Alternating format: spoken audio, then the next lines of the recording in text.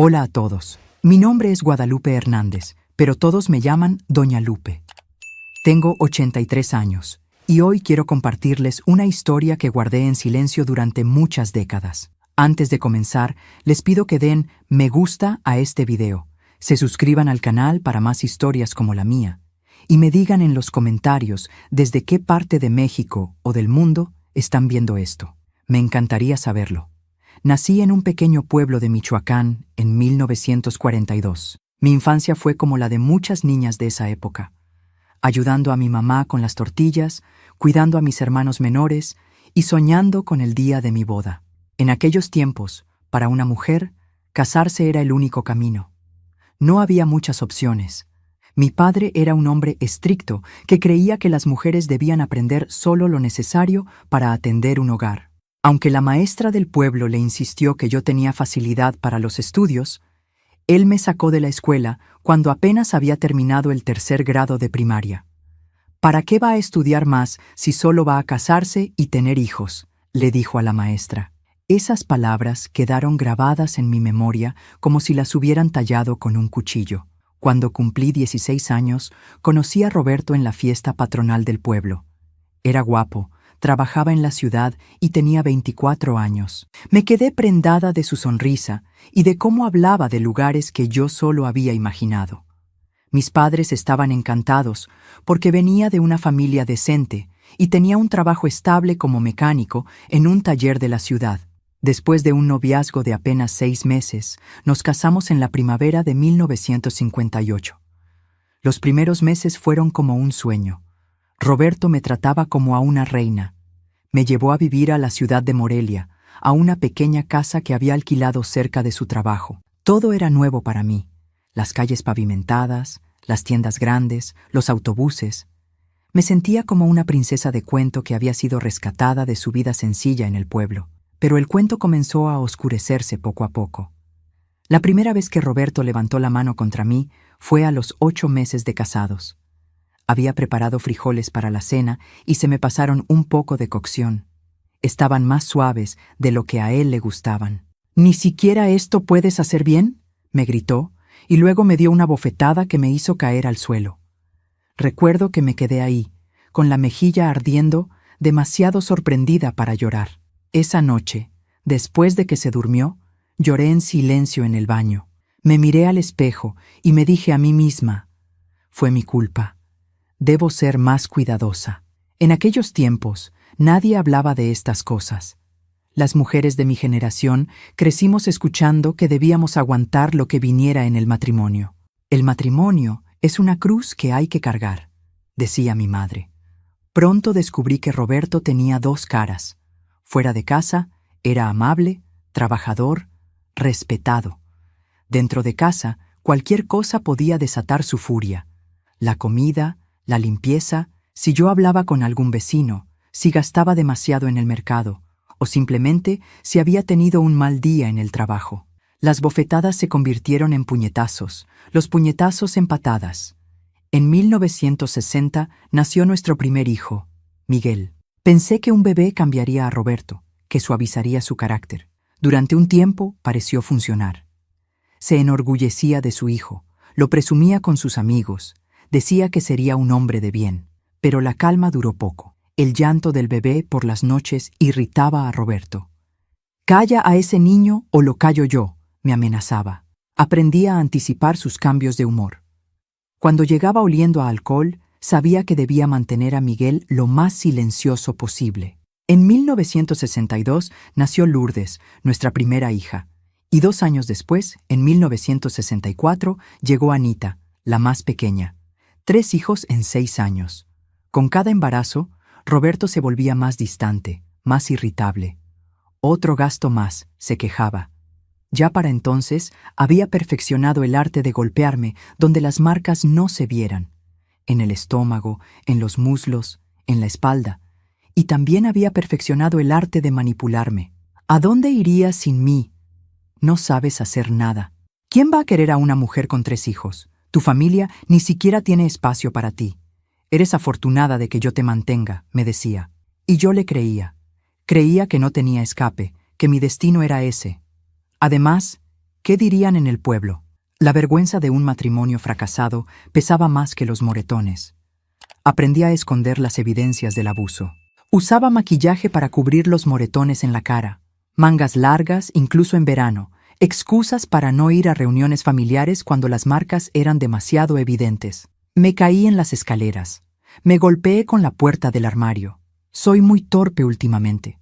Mentiras que repetía tanto que casi me las creía yo misma. Los niños crecían en medio de este ambiente de tensión constante. Les enseñé a ser muy silenciosos cuando papá estaba en casa, a no pedirle cosas, a prácticamente desaparecer. Creían que así eran todos los padres, distantes, atemorizantes, impredecibles. Miguel, el mayor, comenzó a mostrar signos de rebeldía. A los 8 años ya se interponía entre su padre y yo cuando comenzaban las discusiones. «Déjala en paz», le gritaba con sus pequeños puños cerrados. Esto solo enfurecía más a Roberto. «¿Así es como le enseñas a respetarme? Poniendo a mi propio hijo en mi contra», me reclamaba después, y el castigo era siempre peor. Intenté buscar ayuda una vez. En 1965, después de una golpiza particularmente brutal que me dejó con una costilla fracturada, me armé de valor y fui a la policía. El oficial que me atendió escuchó mi historia con una expresión impasible. Cuando terminé, me miró fijamente y dijo: «Señora, estos son problemas de familia que deben resolverse en casa. Seguramente usted hizo algo para provocarlo. Vaya a casa y sea una buena esposa y verá cómo las cosas mejoran». Salí de allí sintiendo que me habían dado otra bofetada. El mensaje era claro: nadie me ayudaría. Mi sufrimiento era invisible para el mundo, o peor aún, no importaba.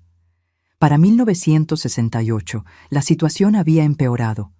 Roberto había perdido su trabajo en el taller y ahora trabajaba esporádicamente. Bebía más que antes y el dinero escaseaba. Yo había comenzado a lavar ajeno y a hacer pequeñas costuras para vecinas, tratando de que no se enterara, porque no le gustaba que yo tuviera demasiada independencia. Ese dinero, que escondía en una lata de galletas vacía en la alacena, se convertiría más tarde en mi tabla de salvación. Una noche de julio de ese año, Roberto llegó más tarde que de costumbre, completamente ebrio. Los niños ya estaban dormidos. Me exigió que le sirviera la cena, pero cuando se la puse enfrente, la arrojó contra la pared diciendo que estaba fría. Lo que siguió fue la peor golpiza hasta ese momento. Mientras me pateaba en el suelo, gritaba que yo no servía para nada, que debería deshacerse de mí.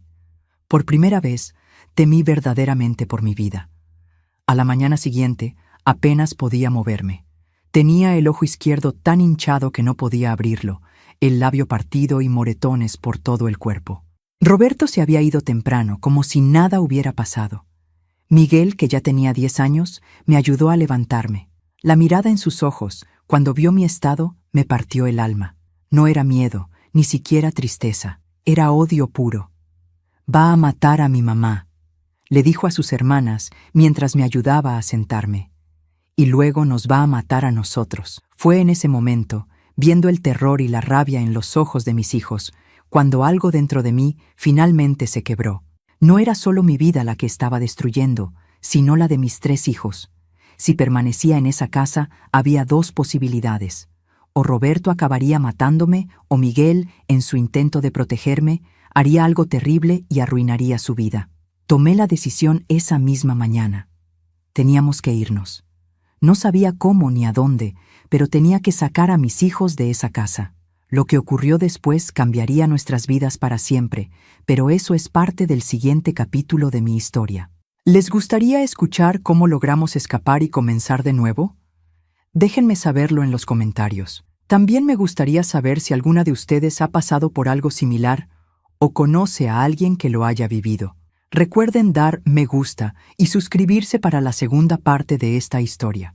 Gracias por escucharme con tanto respeto y atención. Durante los días que siguieron a aquella terrible golpiza, comencé a planear nuestra huida en secreto. Roberto había regresado a su rutina habitual, como si nada hubiera ocurrido. Yo me movía por la casa como un fantasma, ocultando mi dolor, fingiendo que todo estaba bien, mientras mi mente trabajaba sin descanso. Lo primero que hice fue contar el dinero que había logrado esconder en la lata de galletas. Eran 320 pesos, no mucho, pero tendría que ser suficiente. Sabía que necesitábamos alejarnos lo más posible, donde Roberto no pudiera encontrarnos. Pensé en mi prima Josefina, que vivía en la Ciudad de México. Hacía años que no hablábamos, pero recordaba que una vez me había dicho: si algún día necesitas ayuda, búscame. Nunca imaginé que llegaría a necesitar tanto esas palabras. El problema era cómo comunicarme con ella sin que Roberto se enterara. No teníamos teléfono en casa, y si iba a la central telefónica del pueblo, alguien podría verme y comentárselo. En esos días, los vecinos no se metían en problemas de pareja, pero sí servían de informantes involuntarios. Vi a tu esposa llamando por teléfono a la capital, le dirían, y eso despertaría sus sospechas. Una tarde, mientras lavaba ropa en el patio, doña Carmen, una vecina anciana con la que apenas había cruzado palabras, se acercó a la cerca que separaba nuestras casas. «Niña», me dijo en voz baja, «he visto cómo te trata ese hombre. No es justo lo que te hace. Si necesitas ayuda, puedes contar conmigo».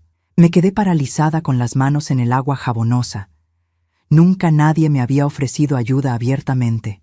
Las lágrimas comenzaron a correr por mis mejillas antes de que pudiera contenerlas. Doña Carmen simplemente esperó, con una mirada llena de comprensión que no necesitaba palabras. Esa misma tarde, mientras Roberto estaba en el trabajo, crucé a casa de doña Carmen.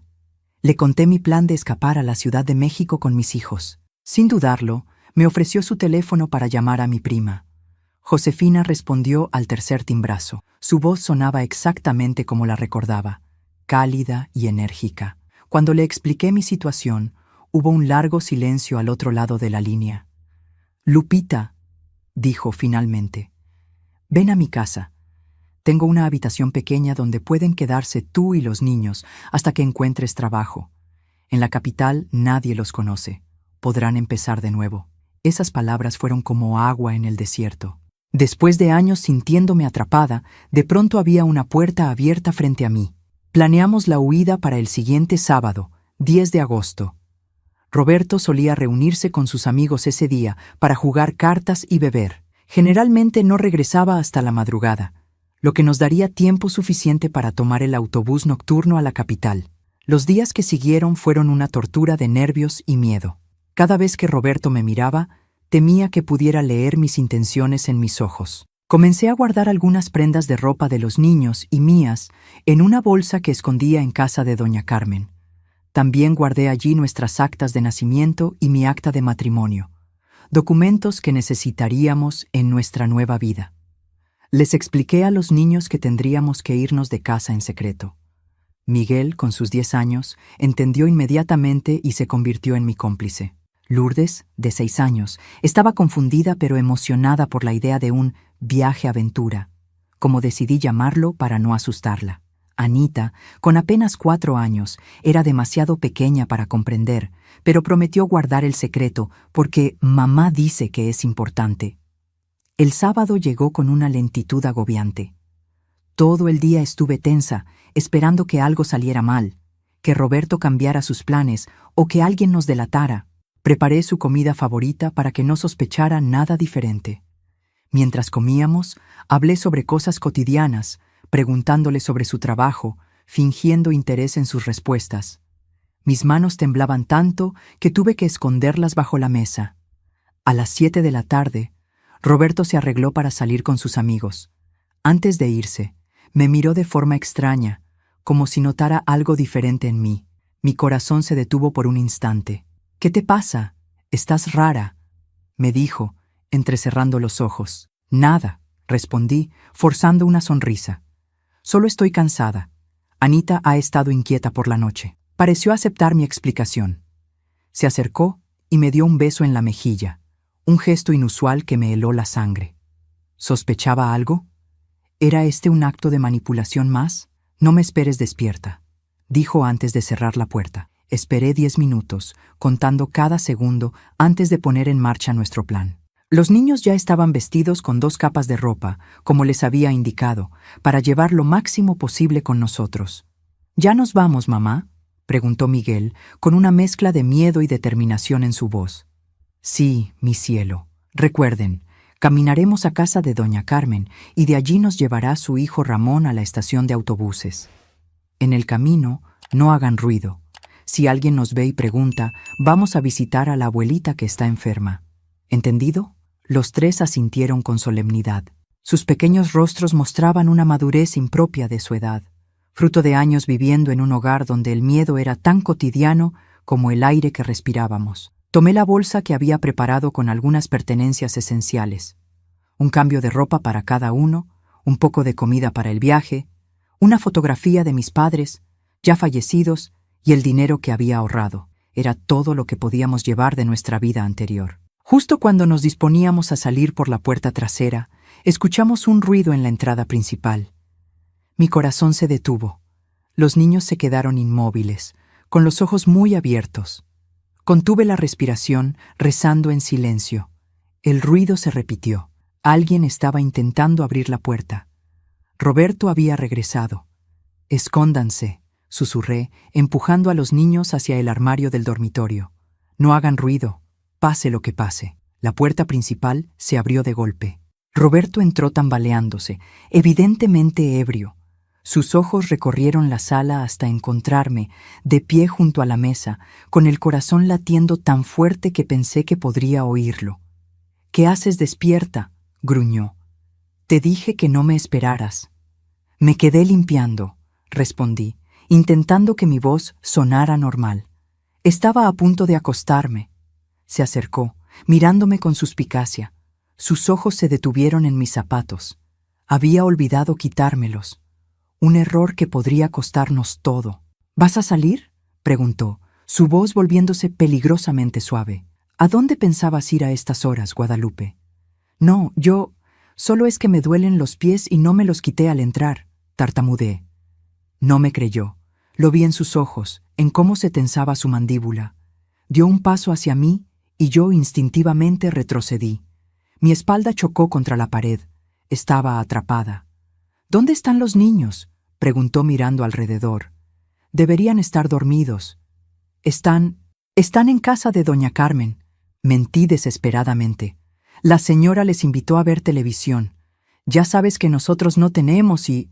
No terminé la frase. Su puño se estrelló contra mi rostro, haciéndome caer al suelo. El sabor metálico de la sangre inundó mi boca. Intenté levantarme, pero otro golpe me devolvió al suelo. «Mientes», rugió. «¿Pensabas abandonarme? ¿A mí que te he dado todo? ¿Qué te he sacado de la miseria de ese pueblo? Eres una desagradecida».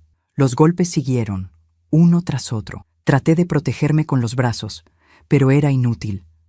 En algún momento, entre el dolor y el miedo, escuché un grito. No era mío. «Déjala en paz». Miguel había salido del armario y estaba de pie frente a su padre, con los puños apretados y los ojos llenos de lágrimas de rabia. Roberto se quedó inmóvil por un segundo, sorprendido por la audacia de su hijo. «¡Miguel, no!», grité, aterrorizada por lo que Roberto podría hacerle. Pero antes de que Roberto pudiera reaccionar, algo increíble sucedió. La puerta trasera se abrió de golpe y entraron 3 hombres. Eran Ramón, el hijo de doña Carmen, y 2 vecinos más que nunca había visto intervenir antes. «Ya basta, Roberto», dijo Ramón con voz firme. «Doña Carmen llamó a la policía. Vienen en camino. Es mejor que te vayas ahora mismo». Roberto miró a los hombres, luego a mí y finalmente a Miguel, que seguía de pie frente a él, temblando pero sin retroceder. «Esto no se va a quedar así», murmuró antes de empujar a uno de los hombres y salir corriendo por la puerta principal. Los siguientes minutos fueron confusos. Ramón me ayudó a levantarme mientras los otros hombres verificaban que Roberto se hubiera marchado. Lourdes y Anita salieron del armario llorando y corrieron a abrazarme. Miguel permanecía de pie, en shock, mirando la puerta por donde había desaparecido su padre. «Tenemos que irnos ahora», dijo Ramón. «Mi madre me contó todo. Los llevaré a la estación de autobuses antes de que regrese». No hubo tiempo para pensar. Recogimos rápidamente nuestras cosas y salimos de aquella casa para nunca más volver. El trayecto hasta la estación fue silencioso. Cada uno de nosotros procesando a su manera lo que acababa de ocurrir. En la estación, mientras esperábamos el autobús que nos llevaría a la Ciudad de México, Abracé a mis 3 hijos bajo la luz amarillenta de una farola. Todo va a estar bien ahora, les prometí, aunque no estaba segura de cómo cumpliría esa promesa. Vamos a estar juntos y vamos a ser felices. Nadie volverá a lastimarnos. El autobús llegó pasada la medianoche. Mientras subíamos, miré por última vez la ciudad que había sido mi prisión durante 12 años. En ese momento, a pesar del dolor físico, a pesar del miedo y la incertidumbre del futuro, sentí algo que no había experimentado en mucho tiempo: esperanza. Cuando el autobús arrancó, llevándonos hacia un destino incierto pero lejos de Roberto, supe que aquella noche de agosto de 1968 había cambiado nuestras vidas para siempre. Era el fin de una pesadilla y el comienzo de algo nuevo. No sería fácil, pero por primera vez en muchos años estábamos tomando control de nuestro destino. El autobús avanzaba por la carretera mientras mis hijos dormían, acurrucados unos contra otros en los asientos. Miguel, aún despierto, miraba por la ventana con ojos cansados pero vigilantes, como si temiera que su padre pudiera aparecer en cualquier momento. Yo sostenía a Anita en mis brazos, sintiendo su respiración tranquila contra mi pecho. Mi labio partido punzaba y el ojo comenzaba a hincharse, pero el dolor físico parecía insignificante comparado con la tormenta de emociones que me invadía. Miedo, alivio, culpa, esperanza, todas mezcladas en un torbellino confuso. ¿Estás bien, mamá?, susurró Miguel, apartando la mirada de la ventana. Solo tenía 10 años, pero sus ojos reflejaban la madurez de alguien mucho mayor. Sí, mi cielo, respondí, intentando sonreír a pesar del dolor. Gracias por defenderme hoy. Fuiste muy valiente, pero prométeme que nunca más te pondrás en peligro así. Asintió solemnemente, pero ambos sabíamos que era una promesa que no podía cumplir. Miguel había dejado de ser un niño el día que vio a su padre golpearme por primera vez. Llegamos a la Ciudad de México al amanecer del domingo. Nunca olvidaré esa primera impresión. El cielo grisáceo, los edificios más altos que había visto jamás, el ruido ensordecedor, la multitud de gente moviéndose en todas direcciones. Era como aterrizar en otro planeta. Yo, una mujer de pueblo con apenas 3er grado de primaria, 3 niños somnolientos y una bolsa con nuestras pocas pertenencias, en medio del caos de la terminal de autobuses del norte. Busqué un teléfono público para llamar a Josefina. Mis manos temblaban tanto que apenas podía sostener el auricular. ¿Y si había cambiado de opinión? ¿Y si no venía? ¿Qué haríamos entonces? ¿Diga? La voz de Josefina sonó al otro lado de la línea. Josefina, soy Lupe. Estamos aquí, en la terminal. Hubo una pausa que me pareció eterna. Quédate donde estás. Llego en 1 hora, respondió finalmente. Esa hora fue una de las más largas de mi vida. Los niños estaban hambrientos y asustados. Yo trataba de mantener la compostura. Pero la realidad de nuestra situación comenzaba a asentarse. Había abandonado todo lo conocido, sin trabajo, sin dinero suficiente, con 3 bocas que alimentar. ¿Había cometido un error? ¿Sería capaz de proteger a mis hijos en esta ciudad inmensa y despiadada? Josefina apareció exactamente 1 hora después, tal como había prometido. La reconocí al instante, aunque habían pasado años desde la última vez que nos vimos. Se detuvo en seco cuando vio mi rostro magullado, y sus ojos se llenaron de lágrimas. Sin decir palabra, me abrazó con fuerza, y en ese momento, todas las emociones contenidas durante el viaje estallaron. Lloré como no había llorado en años, con sollozos que nacían desde lo más profundo de mi ser. «Ya pasó, prima», me susurró al oído. «Ahora están a salvo». El apartamento de Josefina estaba en Tepito, un barrio popular del centro de la ciudad. Era pequeño, apenas 2 habitaciones, una cocina diminuta y un baño que compartía con otros inquilinos. Pero para nosotros, después de la vida que habíamos dejado atrás, parecía un palacio. «Es temporal», nos explicó mientras nos mostraba la habitación donde dormiríamos los 4. «Estoy segura de que pronto encontrarás trabajo y podrás rentar algo para ti y los niños». Esa primera noche en la Ciudad de México, acostada en un colchón en el suelo con mis 3 hijos apretados contra mí, me permití soñar por primera vez en muchos años. Soñé con un futuro donde mis hijos pudieran crecer sin miedo, donde yo pudiera mirarme al espejo sin vergüenza, donde pudiéramos vivir con dignidad. La mañana siguiente comenzó la verdadera lucha. Lo primero era encontrar una escuela para los niños. Miguel debía entrar a 5º grado y Lourdes a 1º.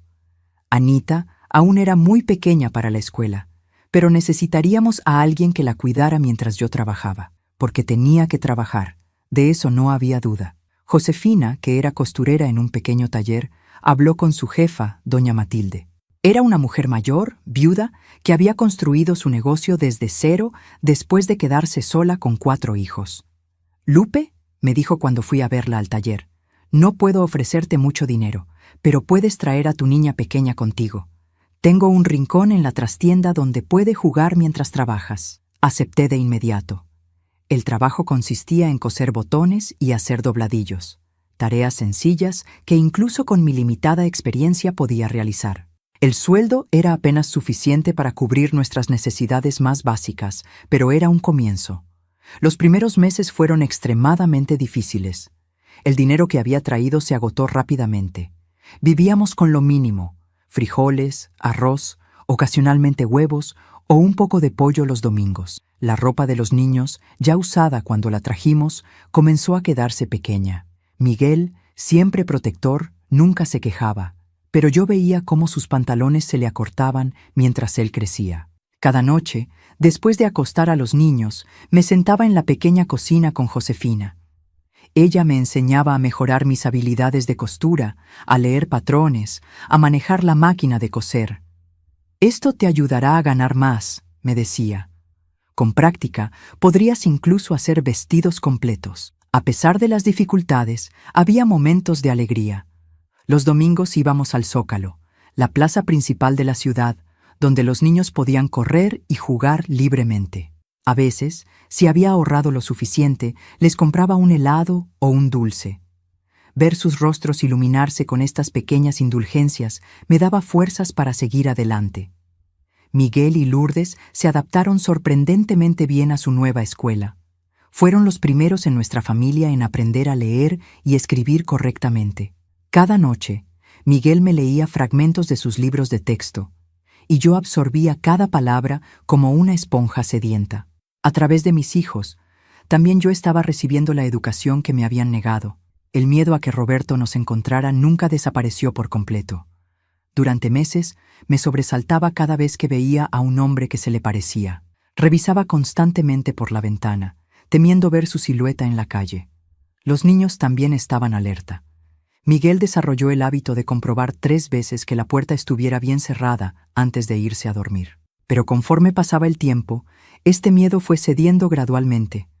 La ciudad nos ofrecía el anonimato que necesitábamos. Éramos solo una familia más entre millones, invisibles en la multitud. A los 6 meses de nuestra llegada, doña Matilde me ofreció un puesto mejor en el taller.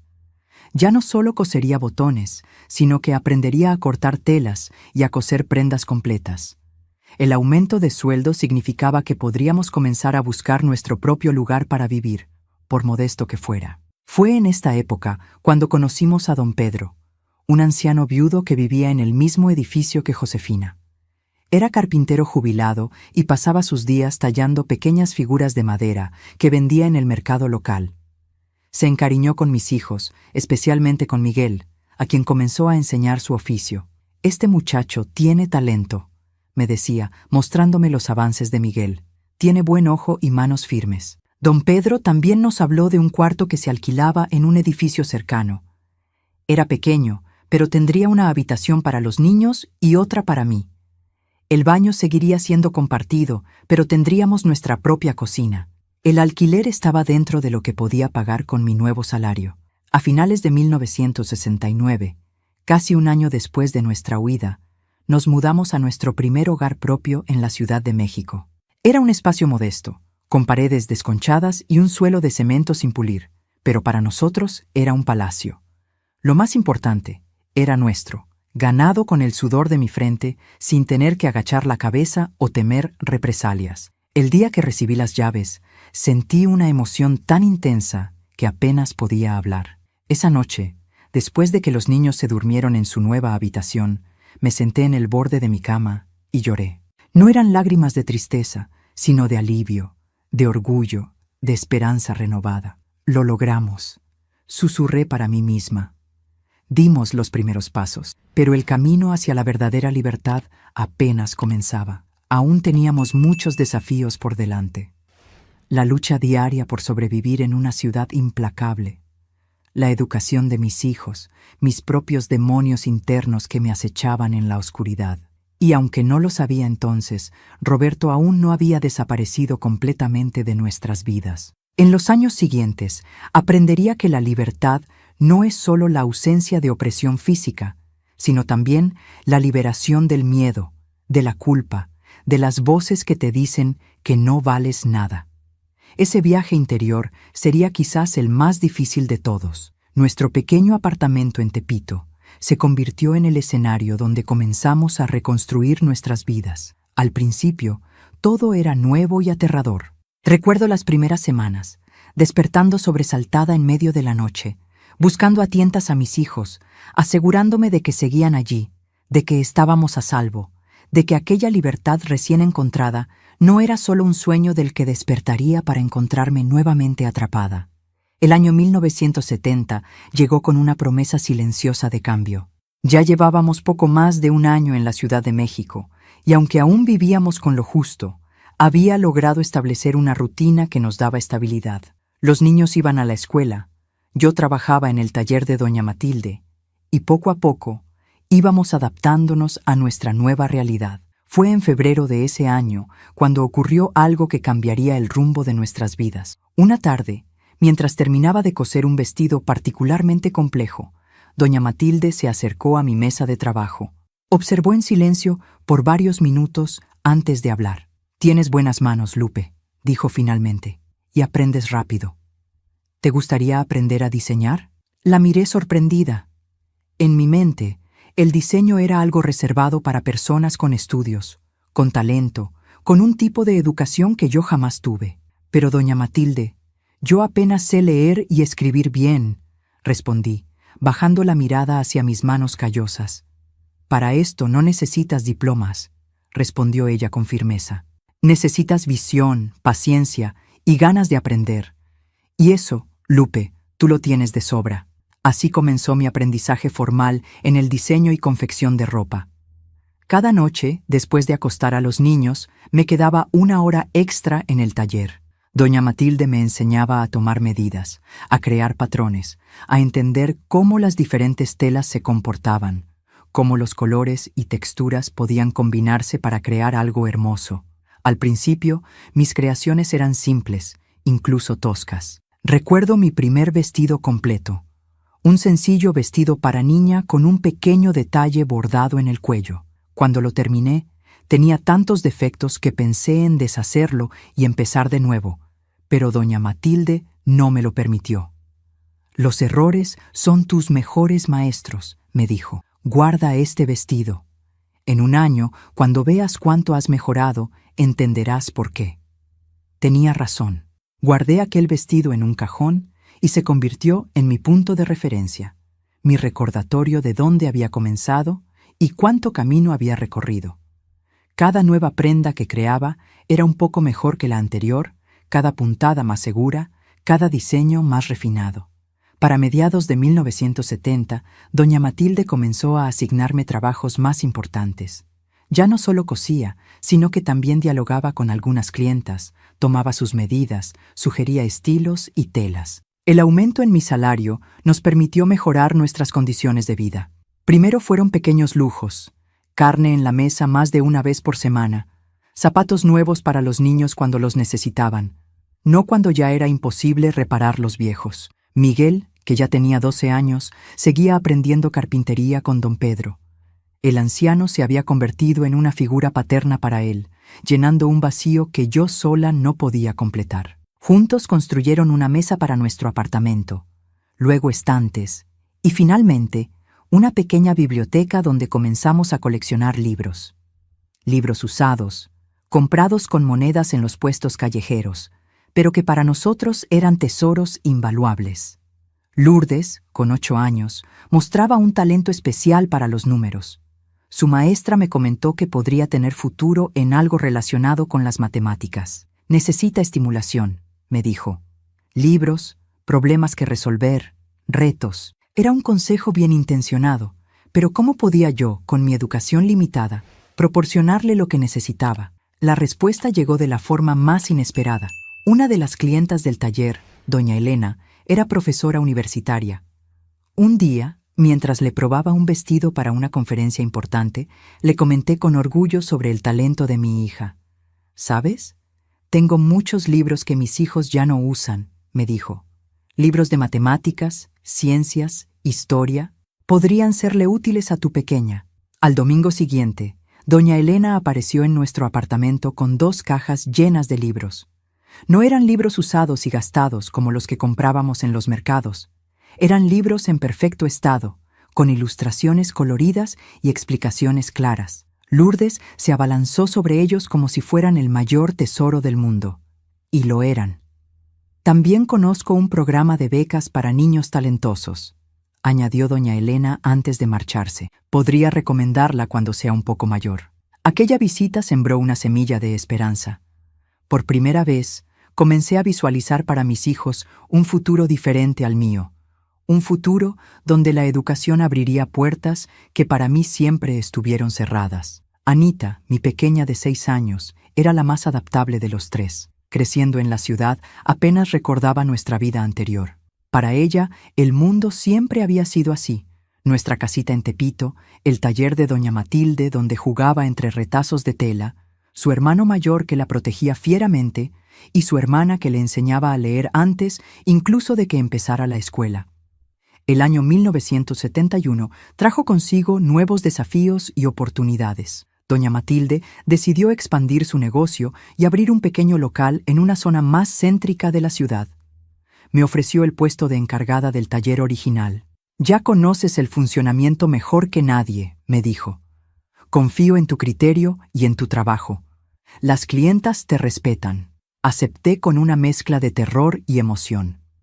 Por primera vez en mi vida, alguien confiaba en mí para liderar, para tomar decisiones importantes. El nuevo puesto significaba más responsabilidad, pero también más dinero, y sobre todo, un reconocimiento a mi esfuerzo y dedicación. Fue entonces cuando tomé una decisión que cambiaría mi vida. Me inscribí en clases nocturnas para adultos. 3 veces por semana, después de cerrar el taller, iba a una escuela cercana donde enseñaban a leer, escribir y conocimientos básicos de matemáticas a personas que, como yo, no habían tenido la oportunidad de estudiar en su juventud. Miguel, que ya era casi un adolescente, se quedaba a cargo de sus hermanas esas noches. «Ve tranquila, mamá», me decía con esa madurez que siempre me sorprendía. «Nosotros estaremos bien». Las primeras clases fueron humillantes. Me sentía torpe, lenta, incapaz de seguir el ritmo de los demás. Muchas noches regresaba a casa llorando silenciosamente para que mis hijos no me vieran, pero persistí. Cada nueva palabra que aprendía a leer correctamente, cada problema matemático que lograba resolver, era una pequeña victoria contra el pasado, contra Roberto, contra todos los que me habían hecho creer que no valía nada. A finales de 1971, ocurrió algo que nos puso nuevamente a prueba. Una tarde, mientras atendía a una clienta en el taller, vi una figura familiar pasar por la calle frente a la ventana. Mi sangre se heló. Era Roberto. No sé cómo nos había encontrado, si fue coincidencia o si había estado buscándonos todo este tiempo. Lo que sí sé es que el terror que sentí en ese momento fue tan intenso como el día que escapamos. Mis manos temblaban tanto que tuve que excusarme con la clienta y retirarme a la trastienda. Esa noche reuní a mis hijos y les conté lo que había visto. Miguel inmediatamente se puso en alerta. «No dejaré que se acerque a ustedes», declaró, con los puños apretados. «No, hijo», le dije firmemente. «Esta vez no vamos a huir ni a enfrentarlo directamente. Vamos a hacer las cosas de manera diferente». Al día siguiente, visité una oficina de servicios legales para personas de bajos recursos. Recuerdo la sensación de intimidación al entrar en aquel edificio oficial, con sus pasillos largos y personas de traje que parecían saber exactamente a dónde iban y qué hacían. Yo, con mi vestido sencillo y mi español vacilante, me sentía completamente fuera de lugar. Me atendió una abogada joven, la licenciada Ramírez. Le conté mi historia, mostrándole mi acta de matrimonio y las actas de nacimiento de mis hijos. Le hablé del abuso, de nuestra huida, de la vida que habíamos construido en los últimos años. ¿Tienes pruebas del maltrato?, me preguntó.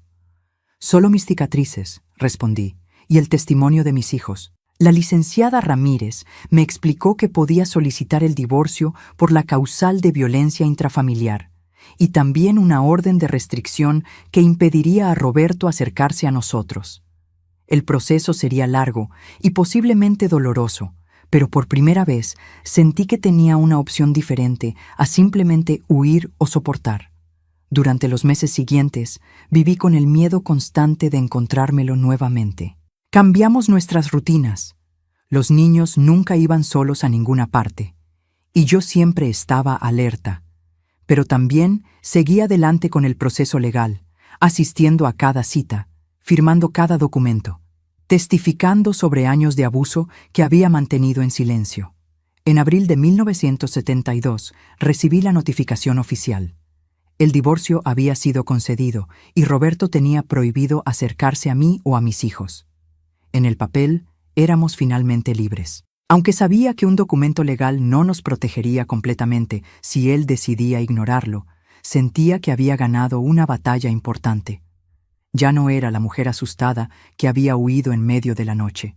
Era una mujer que había utilizado la ley, el sistema, para defenderse a sí misma y a sus hijos. Esa noche, celebramos con una pequeña fiesta en nuestro apartamento. Hice un pastel, algo que solo hacíamos en los cumpleaños. Josefina, doña Matilde, don Pedro y algunos vecinos que se habían convertido en amigos se reunieron con nosotros. Era nuestra forma de marcar un nuevo comienzo, de cerrar definitivamente un capítulo doloroso. Mientras observaba a mis hijos reír y jugar, pensé en lo lejos que habíamos llegado. De aquella mujer golpeada y asustada quedaba poco. En su lugar había surgido alguien que apenas comenzaba a reconocer cuando me miraba al espejo. Una mujer que trabajaba, que estudiaba, que tomaba decisiones, que protegía a su familia no solo con amor, sino también con determinación y coraje. El camino no había sido fácil, y sabía que aún quedaban muchos desafíos por delante, pero habíamos demostrado algo fundamental, que era posible reconstruir una vida desde cero, que las cicatrices, tanto las visibles como las invisibles, podían sanar, y que el miedo, aunque nunca desaparece completamente, puede transformarse en cautela y finalmente en sabiduría. Los años que siguieron a nuestro divorcio oficial fueron de crecimiento constante. Recuerdo el año 1973 como un punto de inflexión en mi vida. Ya habíamos conseguido cierta estabilidad económica y emocional. Miguel, con 15 años, ya no era un niño, sino un joven serio y responsable que dividía su tiempo entre la escuela secundaria y el trabajo como aprendiz en un taller de carpintería más grande, donde don Pedro lo había recomendado. Lourdes, de 11 años, había obtenido una beca para estudiar en una escuela mejor gracias a sus excelentes calificaciones, especialmente en matemáticas. Y Anita, mi pequeña de 9 años, crecía feliz y despreocupada, como debería ser la infancia de cualquier niño. En cuanto a mí, había asumido completamente la dirección del taller de doña Matilde en Tepito. Ella se concentraba ahora en su nueva tienda en Polanco, una zona más exclusiva de la ciudad, y confiaba totalmente en mi criterio para manejar el negocio original. Seguía estudiando por las noches y, para mi inmensa satisfacción, había logrado obtener mi certificado de primaria. Ahora estaba inscrita en un programa para adultos para completar la secundaria. Fue en una de esas clases nocturnas donde conocí a Carmela. Era una mujer de aproximadamente mi edad, con una mirada triste y apagada que me resultaba dolorosamente familiar.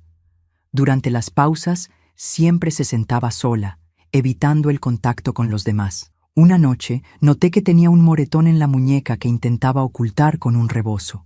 Me acerqué a ella con cautela. Sabía perfectamente lo que se siente cuando alguien señala las marcas que intentas esconder. «Me llamo Guadalupe», le dije simplemente, sentándome a su lado. «Si alguna vez necesitas hablar con alguien, estoy aquí». Carmela me miró con una mezcla de sorpresa y miedo.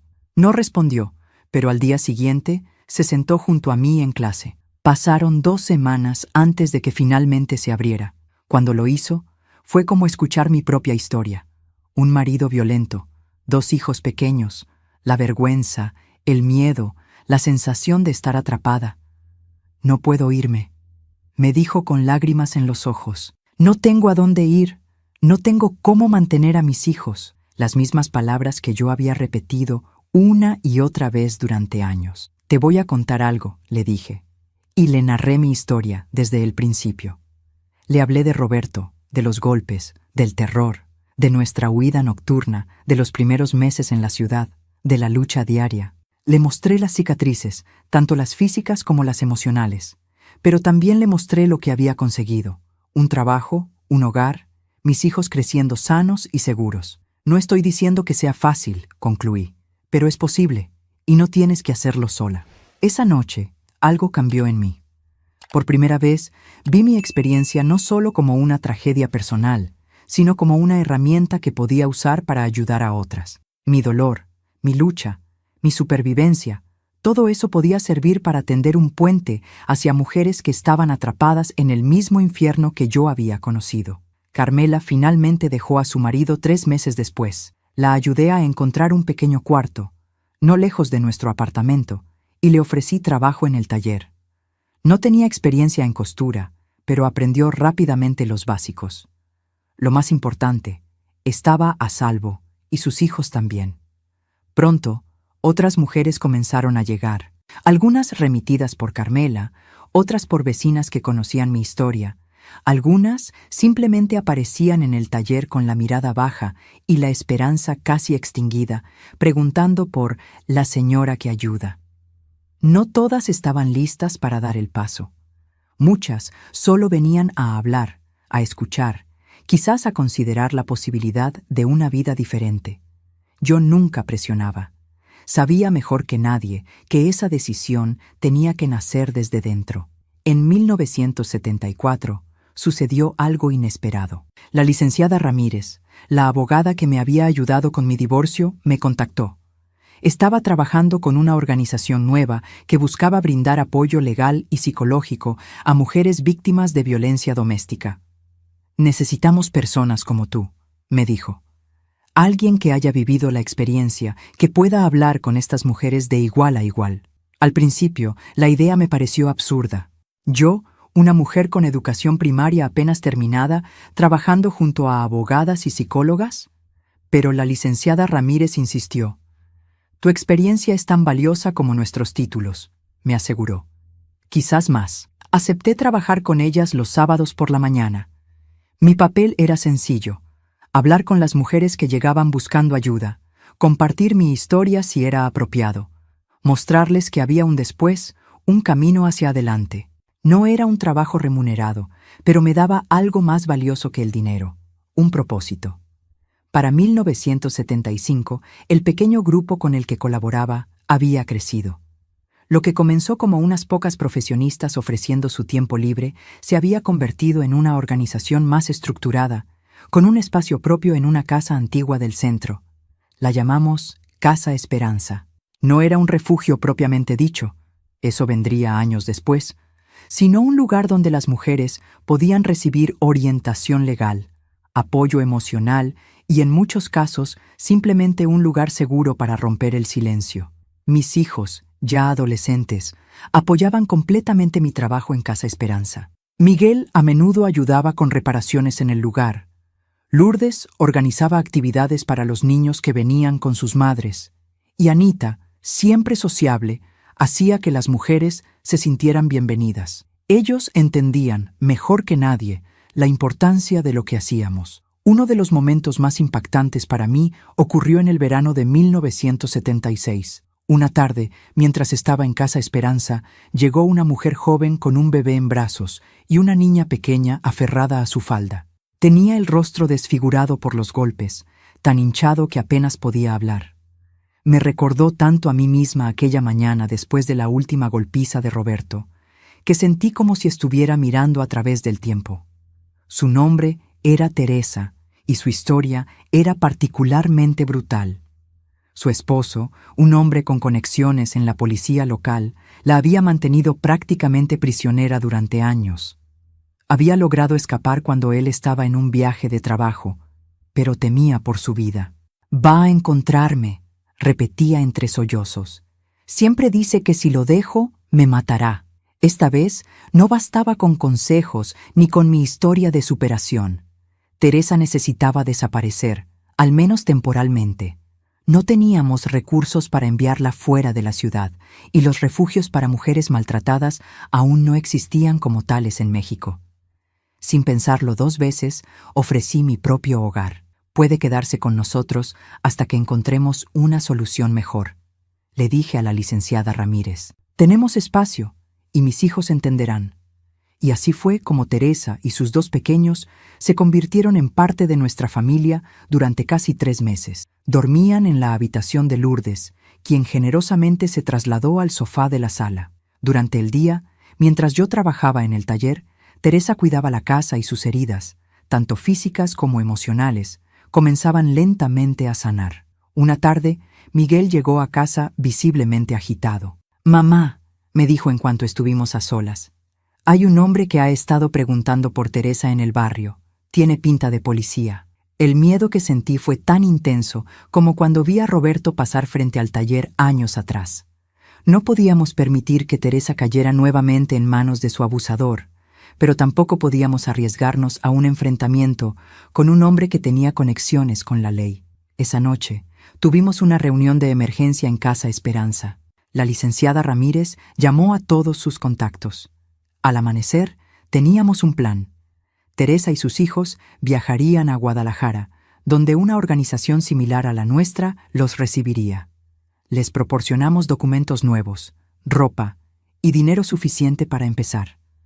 La despedida fue desgarradora.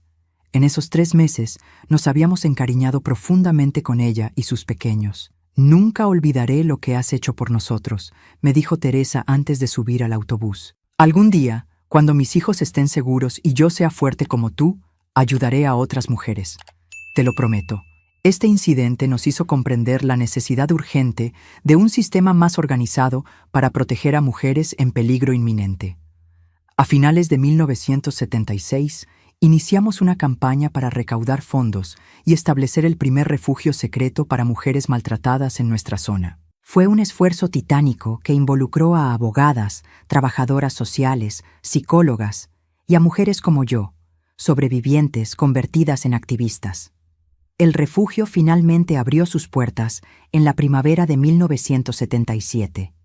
Era una casa modesta en las afueras de la ciudad, con capacidad para albergar a 6 familias. Las reglas eran estrictas para garantizar la seguridad. Ubicación secreta, prohibido compartir la dirección, teléfono disponible solo para emergencias. Pero por primera vez, teníamos un lugar donde las mujeres en situación de peligro extremo podían estar verdaderamente a salvo mientras reconstruían sus vidas. Para entonces, mi vida personal también había experimentado cambios significativos. Miguel, con 19 años, había terminado la preparatoria y trabajaba tiempo completo como carpintero, aportando a la economía familiar. Lourdes, de 15, seguía destacándose académicamente y hablaba de estudiar contabilidad en la universidad. Anita, con 13 años, mostraba un interés especial por la costura y el diseño, pasando horas conmigo en el taller aprendiendo el oficio. Yo misma había completado finalmente mi educación secundaria, un logro que celebramos con una pequeña fiesta en casa. Recuerdo mirar mi certificado con una mezcla de orgullo e incredulidad. Para una mujer que había sido sacada de la escuela en 3er grado porque las mujeres solo necesitan aprender a cocinar y limpiar, aquel papel representaba mucho más que conocimientos académicos. Era la prueba tangible de mi transformación. El trabajo en Casa Esperanza se había convertido en una parte fundamental de mi identidad. Ya no era solo un voluntariado ocasional. Dedicaba todos mis sábados y 2 tardes por semana a atender a mujeres que llegaban buscando ayuda. También había comenzado a dar charlas en escuelas y centros comunitarios sobre la violencia doméstica, compartiendo mi historia para que otras mujeres reconocieran las señales de abuso y supieran que existían alternativas. A finales de 1978 recibí una carta que cambiaría nuevamente el rumbo de mi vida. Era de Teresa, la mujer que habíamos ayudado a escapar a Guadalajara. Nos contaba que ella y sus hijos estaban bien, que había encontrado trabajo como secretaria en una escuela y que estaba estudiando por las noches. Nunca olvidé mi promesa, escribía. He comenzado a trabajar con un grupo de mujeres aquí. Les hablo de ti, de cómo me salvaste la vida. Te hemos puesto de ejemplo. Ahora estamos tratando de abrir nuestro propio refugio. Esa carta me hizo comprender el verdadero alcance de lo que estábamos haciendo. No se trataba solo de las mujeres que ayudábamos directamente, sino del efecto multiplicador que cada historia de supervivencia generaba. Cada mujer que lograba escapar de una relación abusiva y reconstruir su vida se convertía potencialmente en un faro de esperanza para otras. Fue entonces cuando tomé una decisión importante. Dejaría la dirección del taller para dedicarme completamente a Casa Esperanza. Doña Matilde, lejos de molestarse, me apoyó incondicionalmente. «Has encontrado tu verdadera vocación», me dijo. «Además, Anita está casi lista para tomar tu lugar aquí». Y así, a los 36 años, comencé lo que consideraría mi segunda vida. Una vida dedicada a transformar mi experiencia dolorosa en una herramienta de cambio, no solo para mí y mis hijos, sino para cientos de mujeres que, como yo, merecían una oportunidad de vivir sin miedo, de descubrir su propia fortaleza, de sanar sus cicatrices invisibles. Los años siguientes fueron de intenso trabajo y aprendizaje continuo. Amplié mis conocimientos sobre leyes, psicología, trabajo social. No buscaba títulos universitarios, pero absorbía cada información que pudiera ayudarme a ser más efectiva en mi labor. Las abogadas y psicólogas con las que trabajaba se convirtieron en mis maestras, y yo, a mi vez, les enseñaba lo que ningún libro podía explicarles: la realidad vivida del abuso, el miedo, la culpa, la vergüenza y, finalmente, la liberación. Hoy les he compartido una parte dolorosa pero también hermosa de mi vida. Una historia que comenzó en el miedo y terminó en la esperanza. Quiero agradecer desde el fondo de mi corazón a todos ustedes que me han acompañado hasta el final de este relato. Mis cicatrices invisibles, que una vez fueron marcas de dolor, se transformaron en símbolos de fortaleza que me permitieron ayudar a cientos de mujeres a lo largo de los años. Mis hijos crecieron siendo personas compasivas y valientes, y Casa Esperanza sigue funcionando hasta hoy, ahora dirigida por jóvenes que continúan nuestra misión.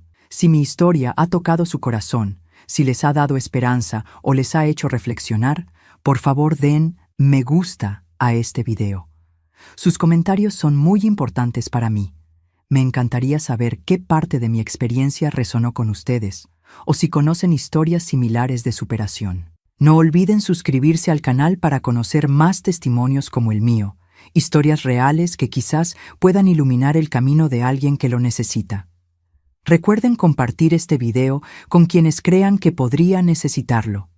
Como siempre digo a las mujeres que vienen a Casa Esperanza, ninguna cicatriz, visible o invisible, define quiénes somos. Lo que nos define es la fortaleza para sanar y seguir adelante.